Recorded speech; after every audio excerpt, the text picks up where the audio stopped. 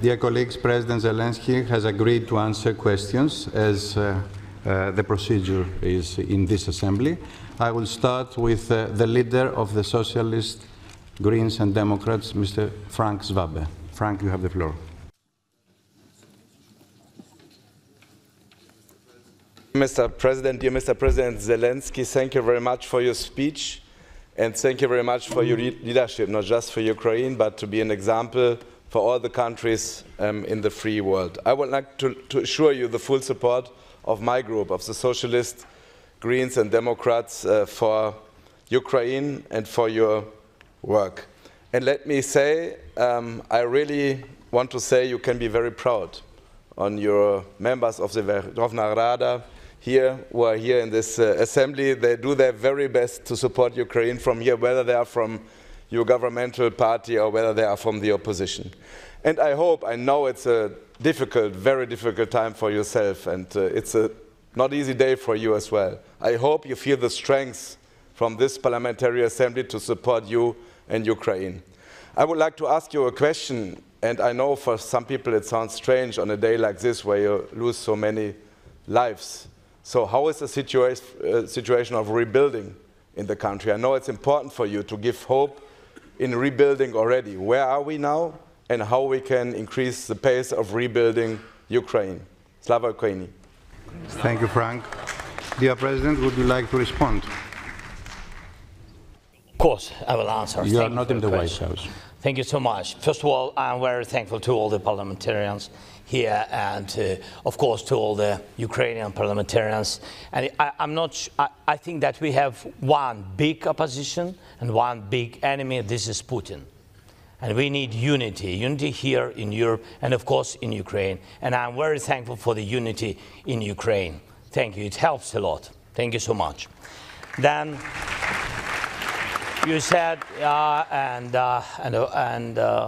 of course it's under leadership of Ruslan in parliament, in Ukrainian parliament, of Ruslan Stefanchuk. I'm very thankful. He's very strong man, and he's very, very big man. Big and strong, but he has very big heart, really. He has very big Ukrainian heart. It's very helpful. About reconstruction, really, this is not, I can say it's an urgent question, because reconstruction is not only a strategic question, it's a tactical question. We have a lot of damages after each winter because of huge attack of Russians, because of, hundreds of drones per night. So it's about dozens of thousands of drones attacking our infrastructure each winter. So there is a tactical reconstruction which goes every day, and of course we need your support. We need involvement of your businesses, private sector. They give jobs, and we need financing of different institutions. This is when you invest during the war. I think this is, maybe it's more important than even after, because you believe in independent Ukraine, you believe that Ukraine will prevail, and that's why it's so important to come now to Ukraine, to invest now to Ukraine, to invest not in dream, in real Ukraine, to help our people. And about the strategic program, that we will have very good meeting on the 10th and 11th of July, the closest period of time in Italy, under the leadership of, this time in Rome, under the leadership of our good friend of Ukraine, Prime Minister of Italy, Giorgia Meloni. And we will have meeting with the leaders there, and we will not only speak. This is very good result for these years meeting. It will be really a lot of projects, and we will sign these documents, contracts, and I hope that we will do it. Thank you. Thank you, President. On behalf of the European People's Party, the leader of the group, Mr. Pablo Hispan. Pablo, you have the floor. Thank you, President. Distinguished President, welcome to the Parliamentary Assembly. One of the founding fathers of the Council of Europe was Winston Churchill. Today, Mr. President, you, with your leadership and defense of your people and Europe as a whole, are a Winston Churchill of our time. And I feel in that way the first time that I met you in Kiev. I speak on behalf of the PP, the political group which led the report on the legal aspects of the Russian aggression, which laid the groundwork for the tribunal and the register of damage. Unfortunately, today we have a more divided Europe, very often provoked by Russia interference. We have countries which lack the political or military commitment to adequately support Ukraine on the one hand and to prepare for our defense and security on the other. The EPP believes that the fight of your country is our fight. What could be the consequences of these divisions for the brave people of Ukraine? Thank you, Pablo. Dear President, I know that now that you want to respond.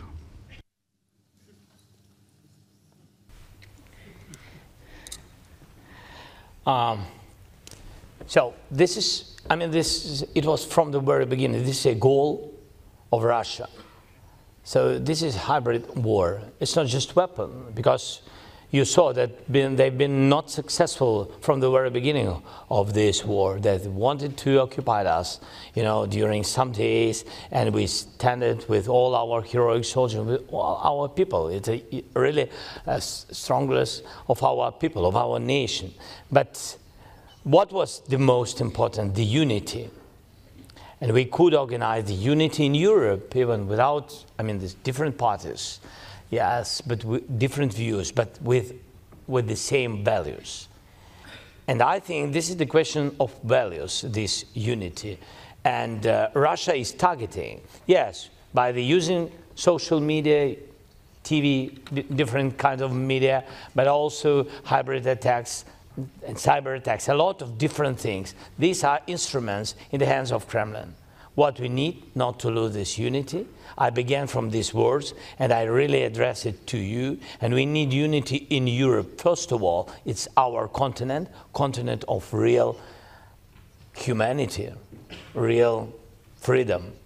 And of course, for Putin, it's quick steps to divide all of us.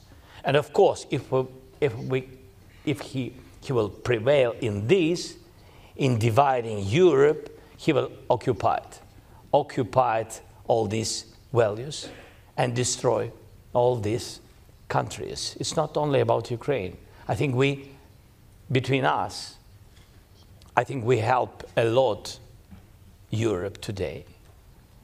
And really, the price is very high. We pay this price. We are very thankful to all the countries, all the participants of this fight. But we really pay a lot. It's our Ukrainian losses. It's broken families, destroyed lives.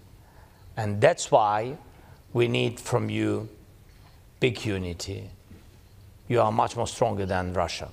They're alone, really alone. Repeat it each day. Thank you, President. Thank you. Thank you.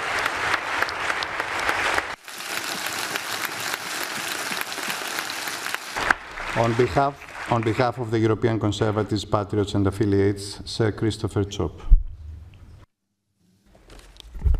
President, may I thank you for your inspiring leadership by example for freedom and also against appeasement.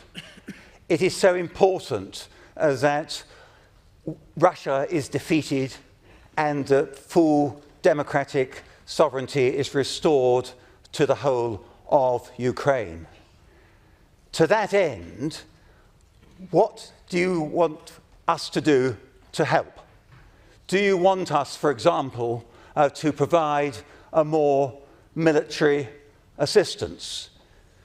Do you think we are doing enough in terms of sanctions against Russia? What else do you think we can be doing? Because at the moment we are obviously not doing enough in order to defeat the enemy. Thank you, Mr. President. Thank you so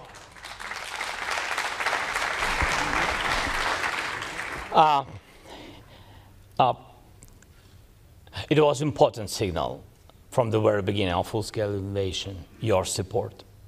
Yeah, political support, yes, but it's steps, one by one. Then we needed, after political supports and voices, what is extremely important now also, we needed very much military support. So it was like an urgent help to survive. And then, when the war is not short, we needed very much to decrease the economy of Russia, because they pay for this war. They increase their production each day. They are bigger for today than the production of Europe. By the way, whole Europe, including EU and other countries, UK, Norway. So this was very important. And I think this is the time when we have to put pressure, do everything what we can, of course with military support, but military is to stand. But to decrease Russian appetite, it's been to put sanctions as strong as possible. Banking, energy, and of course on components for their defending sector. It's very important, and it comes always with, it's a pity, it goes to European, Asia, China, even Taiwan, and other countries where businesses really, sell components, and then Russia uses big number of missiles attacking us. Without these components, they can't have such huge number of missiles. Sometimes really countries, they don't know, the private sector, they really don't know that they sell to Russia. Of course, they don't want to sell. For example, in Europe and other countries, they don't want. But we have to focus on it. We have to think. We have to be cautious and smart. Yes, and to look where it goes. And this is very important, not to help, in any case, Russia to increase this war. And you said what else? I think what else? Do you know President Trump? We have heard of him. We need strong connection with him. We need Europe. I think we need unity between Europe and the United States, and we will prevail. Thank you. Thank you, President.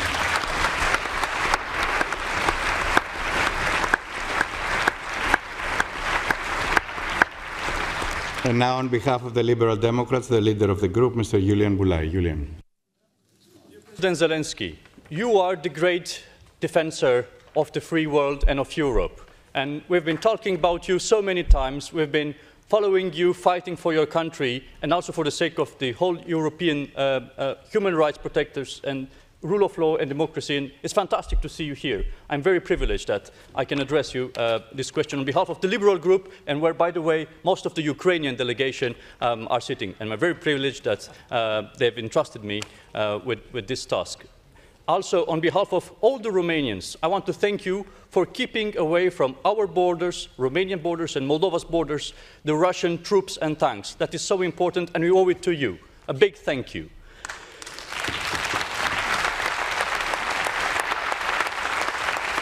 Now, Mr. President, no peace without accountability and justice. Nobody is above the law, no matter how high Mr. Putin and his accomplices sit. No peace agreement that would normalize occupation of Ukrainian territories. This is the firm position of the ALDE group in this assembly. And now, my question is, what would you like to see the progress on the treaty you have just signed by the end of the year? And what message should we bring home to our people, our parliaments and our governments? Thank you. Thank you, Julian. Mr. President, you have the floor. Thanks so much. The last thing about what deal? Sorry.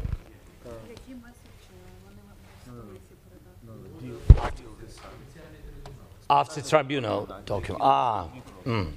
Next steps. Better to provide it this century, I think. This is, I think, the main signal. What can I say? This is a big. First of all, this is a very strong instrument, and I mean this. We need judicially, and I think that this is really the first time such strong judicial recognition. Yes, that crime of aggression, and that's why this is a very important step. What we need, you know, not only words and not only signatures. This is great, but this is political win. But we need real practical steps.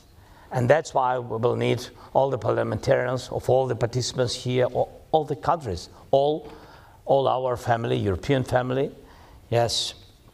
And I think we have, yes, to do it and to bring, I think, to bring peace closer. And this is one of the instruments which can help, yes. And I thank you for all the words you said from the very beginning. And I really wanted, I'm not sure that I have rights for these words, but anyway, I will tell. Because we are in war, and I want to tell you, I think I want to congratulate your country with a very important choice. That's it. Thank you.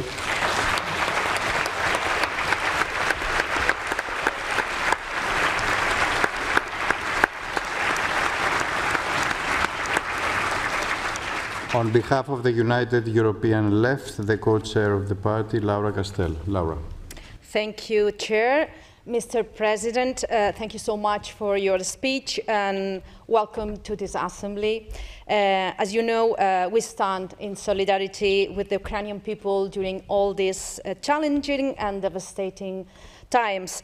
And the Ukrainian people and our continent deserve peace. On the one hand, what is your vision for just and lasting peace settlement? And for the other hand, at the same time, Mr. President, we also believe that even under martial law, people deserve safeguards of their human rights, democracy, and the rule of law, in compliance with the recommendations of the Venice Commission. We know, though, that the Ukrainian Constitutional Court faces several serious problems, such as lack of quorum and chairmanship. So, can you elaborate on these problems and whether you have a strategy to safeguard human rights, democracy, and the rule of law for all Ukrainians? Thanks again, Mr. President, for being here with us, and warm welcome again on behalf of the Left Group. Thank you. Thank you, Laura. Mr. President, you have the floor. Thank you so much. Thank you very much for your questions.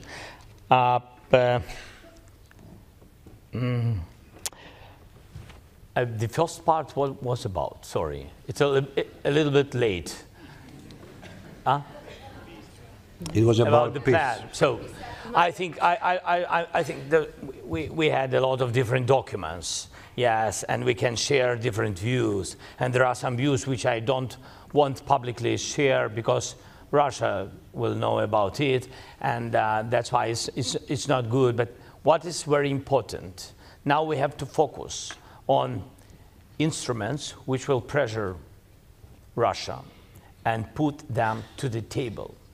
We can say negotiations or talks or dialogue, but anyway, to the beginning of a way without weapons.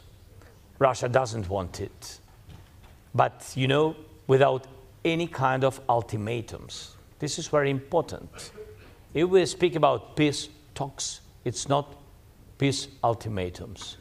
Because freedom for us, and I think we showed it from the very beginning of this war, freedom doesn't have price. We don't sell it, and don't sell our independence. That's it.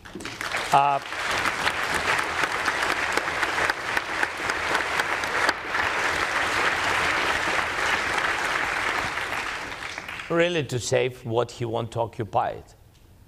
This is Ukraine, but this is more about not only territories, it's more about identity, it's more about philosophy, more about freedom, really. And I think he won't destroy it, because without Ukraine, I mean, he wouldn't be able to build the empire. He needs bases, and he needs Ukraine. We don't sell Ukraine. Mr. President. About Constitutional Court, yes, about Constitutional Court, I know that, I mean, that's so, We have some questions with it, but we will manage it. Good. Thank you. Mr. President, we may have offered you just a cup of coffee, but I believe Greek coffee, yes. I didn't mention it because I said a lot about Greeks in my country, so. And I believe some hope, but be sure a lot of support and a support that it is unconditional. Only the conditions of democracy are being served here. Thank you so much for being with us. It is an honor. Dear colleagues, the Assembly will hold the next sitting tomorrow. The sitting is adjourned.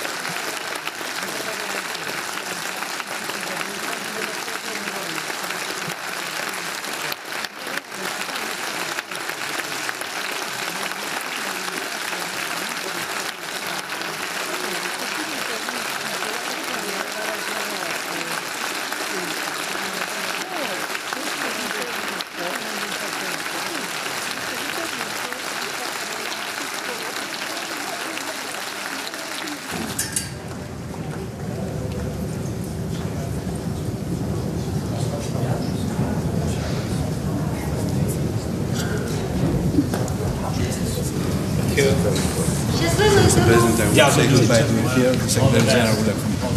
Thank you so much. Thank you so much. It was an honor. Thank you. Come with you. Thank you.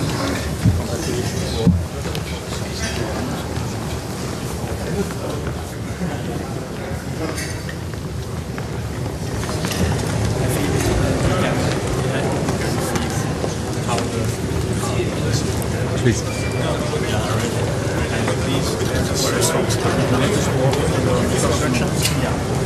We are also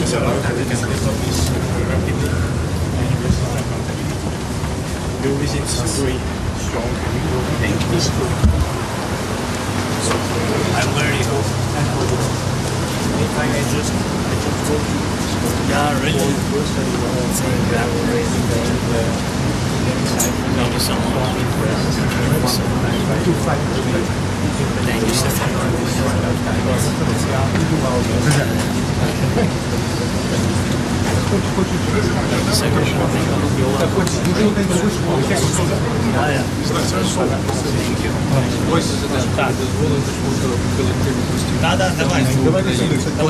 Давайте сюди, тоді швиденько. Хто тут є? Вітаю. Три руки не пройшли. Дякую.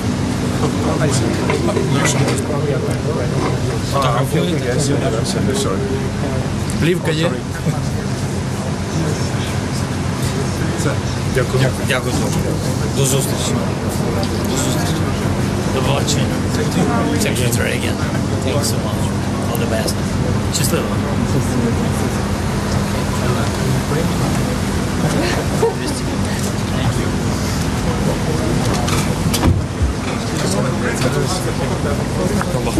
Машина.